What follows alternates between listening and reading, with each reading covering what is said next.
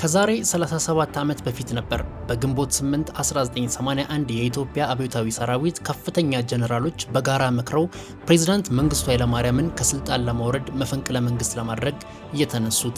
ጀነራሎቹ ይህን ውሳኔ እንዲወስኑ ያስገደዳቸው ነገር በኤርትራ ውስጥ ተሞክረው ያልተሳኩት የቀይ ኮከብ ዘመቻና የባህረ ነጋሽ ዘመቻዎች ሲሆኑ ፕሬዝዳንት መንግስቱ በዘመቻዎቹ ወቅት ኢትዮጵያውያን ጀነራሎች ያወጡትን የጦር እቅድ ችላ በማለት በምትኩ የሶቪየት ህብረት አማካሪዎች የሚያወጡትን የጦር እቅድ እንዲተገበር በማዘዛቸው ከፍተኛ ኪሳራ በኢትዮጵያ ወታደሮችና በኢትዮጵያ ንብረት ላይ በመድረሱ ነበር።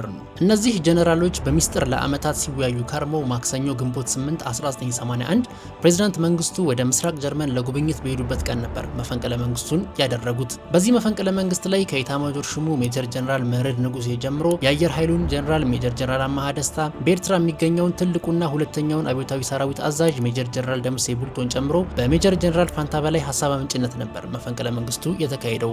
ነገር ግን ኦፕሬሽኑ እንደታሰበው ሳይሆን ቀርቶ በመክሸፉ ኢትዮጵያ ከ21 በላይ ጀነራሎቿና ከፍተኛ የጦር አዛዦቿን በሞት ያጣችበት አጋጣሚ ሆኖ አልፏል። ይህ መፈንቅለ መንግስት ለምን ሳይሳካ ቀረ?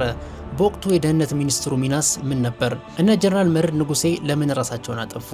ኦፕሬሽኑን መምራት ሲገባቸው መከላከያ ሚኒስትሩን ገለው በአጥር ዘለው የጠፉት ጀነራል አበራ አበበ ለምን ባለቀ ሰዓት ሁሉን ነገር ጥለው ጠፉ?